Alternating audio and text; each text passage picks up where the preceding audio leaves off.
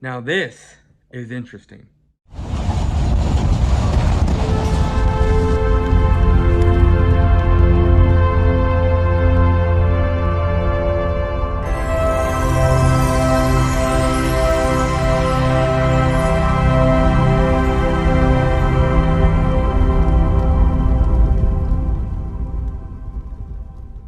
What's going on YouTube? It's your main man, Boys for Life, coming at you with another video.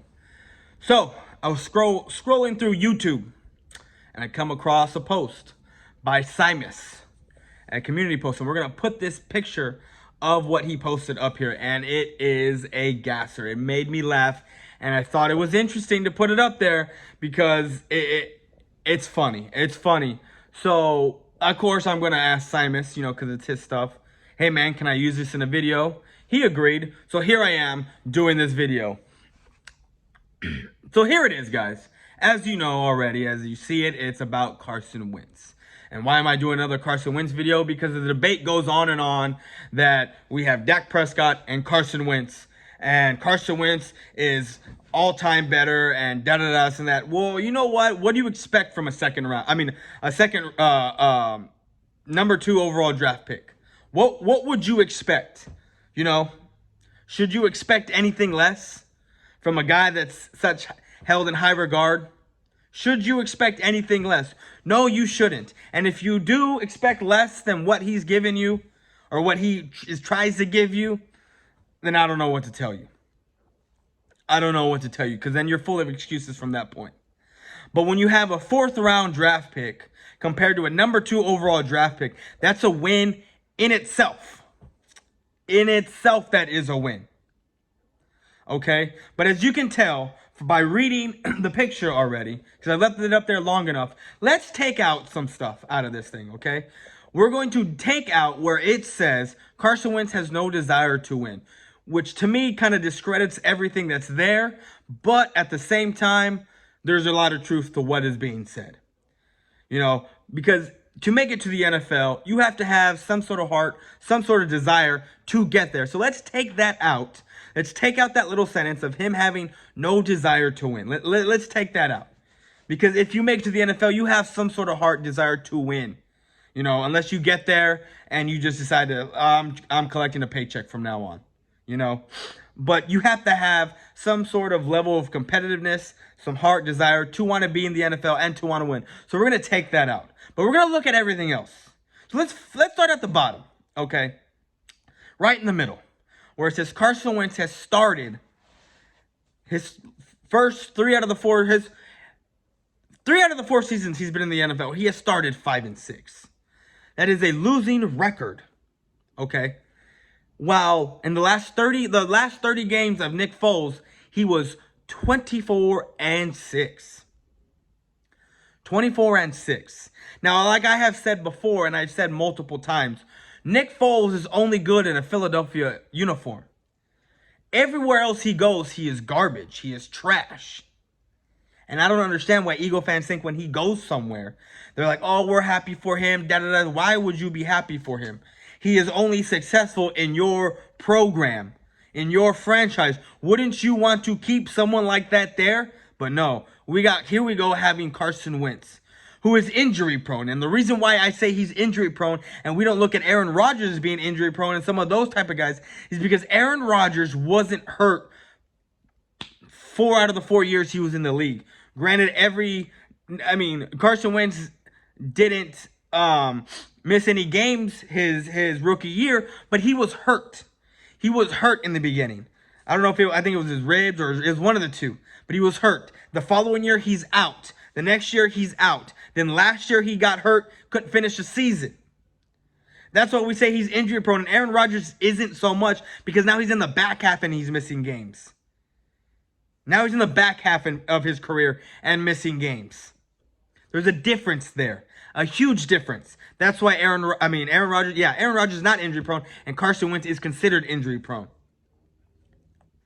Okay, so it's funny to me. That cracks me up. That stat right there.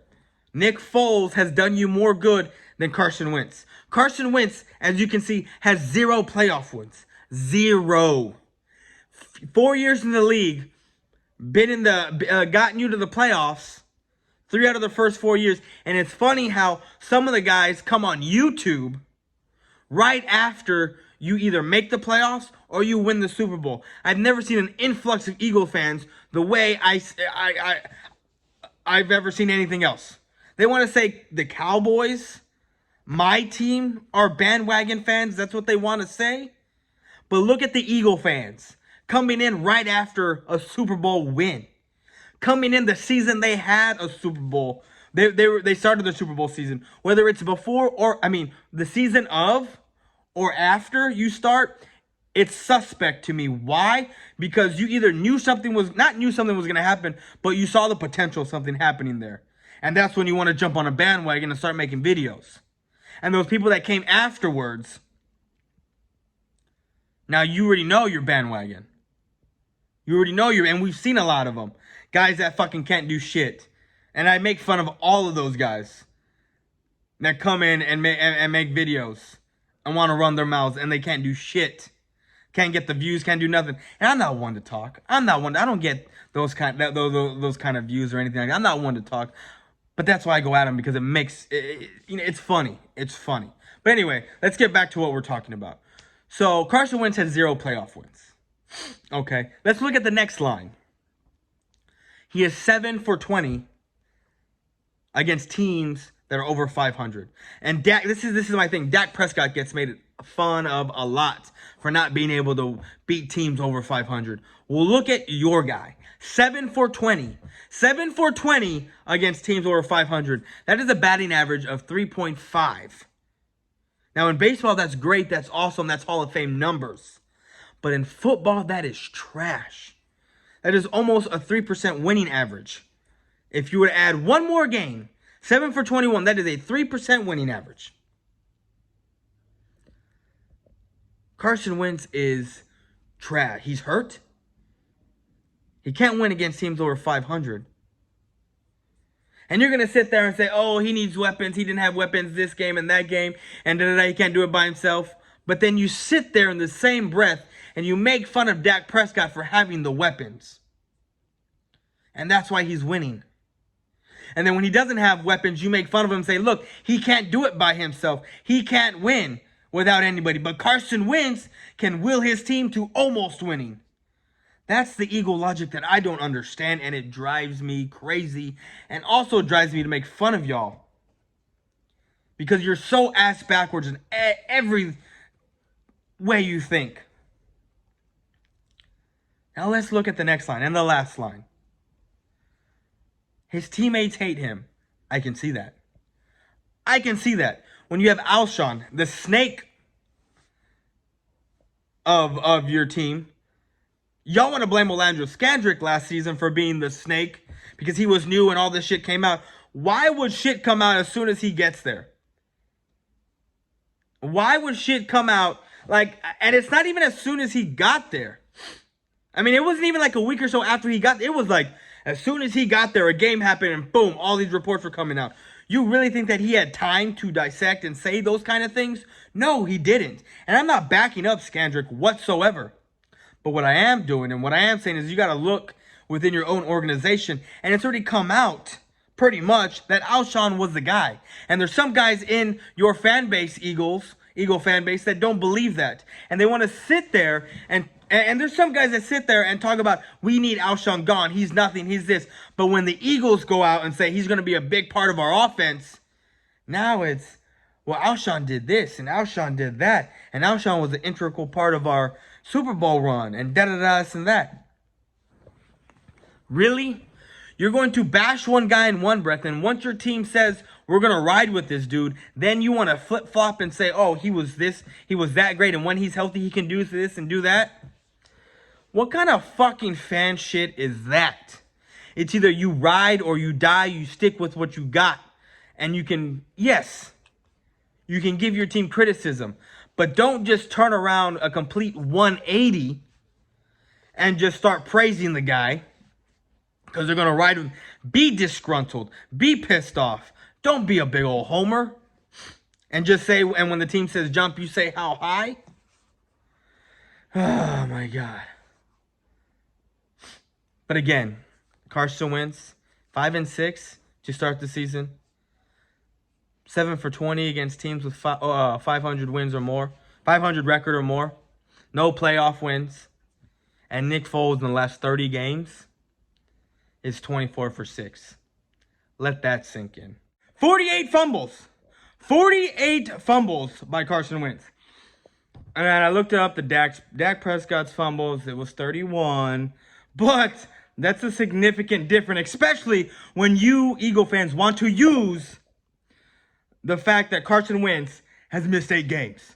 And he's thrown for as many or more. I think it's more now. Or I think they're about even. I got to look it up.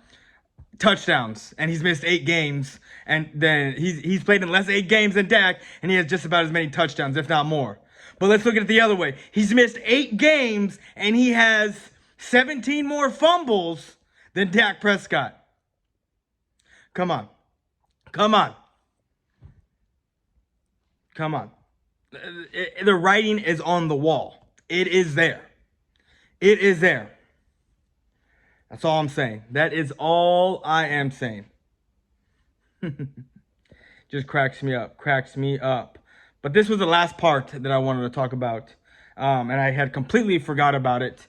But here it is. That was 48 fumbles. That's what I wanted to talk about. I mean, I was at the game where I think he fumbled twice. Fumbled twice, once or twice.